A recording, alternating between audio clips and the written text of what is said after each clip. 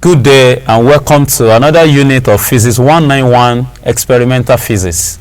Today we will be looking at Hooke's law and subdivided into the statics aspect and the dynamics aspect. And at the end of this unit, you should be able to set up Hooke's law experiments, both static and dynamic. You should be able to record the extension produced by each weight. You should be able to plot a graph of recorded extension against the weight and obtain an estimate of the spring constant from the slope. You should be able to record the period of oscillation for the loaded spring, and finally you should be able to plot a graph of t squared, that's square of the period, against m, the loaded mass, to find the value of k, the spring constant. The static aspect to start with. As stated earlier, the main aim of the experiment is to verify Hooke's law and to find the spring constant of the spring provided. What is Hooke's law? Hooke's law can be stated as the applied force to a particular elastic material being directly proportional to the load, provided the elastic limit of that elastic material is not exceeded. The load is represented by our F, the force, or mg, and the extension is represented by x. This diagram is illustrating a setup for Hooke's law static category. X equals to kmg, where k is the spring constant. The applied force F, which I call the load, is also referred to as mg, mass multiplied by acceleration due to gravity. And like I said, x is the extension, k is the spring constant. You can see from this diagram, the spring is loaded with mass and the meter rule is placed side of it.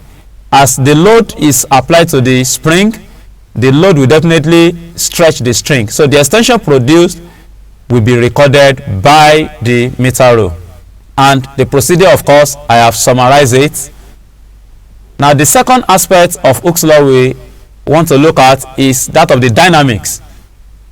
The purpose of this is to study the variation of the period of oscillation of a mass attached to a spring as the mass itself is varied.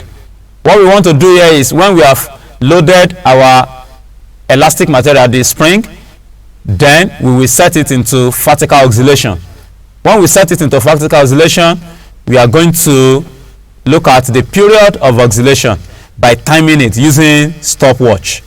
This expression, t equals to 2 pi square root of m over k, definitely will be used to obtain the expression for your loaded spiral spring that is set into oscillation. M is the mass, the load, and then k is the spring constant.